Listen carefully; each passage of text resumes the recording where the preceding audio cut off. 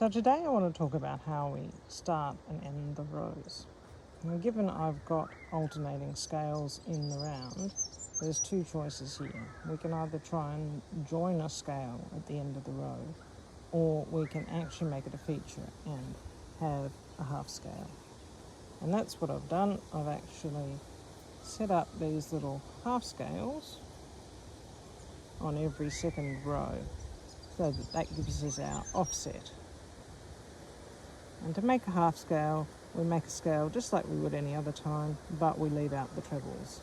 So we see I'm here at the end of my back loop DC, and there's the beginning of the back loop DC row. Slip stitch in the beginning, in the front loop only, and then in the next stitch it is slip stitch and then 2 chain, and then the extended DC in the front loop in with the same stitch as the slip stitch, and then a little 2 chain top loop picot,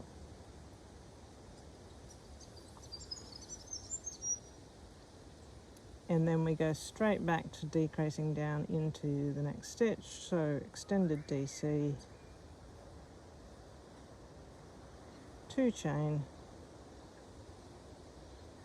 and then slip stitch into the same loop as the DC, and then we do a slip stitch with the gap between the two scales, and you can see that slip stitch lines up with the first extended treble of the previous scale. So for the second scale row and the fourth scale row and the sixth scale row, you start with 2 little scales, and then you go to full-size scales. Sorry, it's 1 little scale at the beginning and 1 little scale at the end. That's probably a bit clearer. And then you go to full scales for the rest of the row. For the first and the third and the fifth rows, etc., you do full scales all the way around. So this is, you can see the seam in the back there. I was thinking it might be nice to have little pearl buttons or some little feature rather than just leaving it with this implied seam. That's probably the last detail you need of this cowl.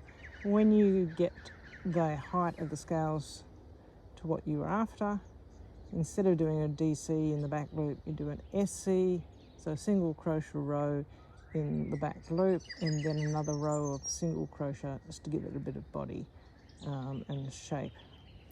And your cowl is done. I hope you enjoy.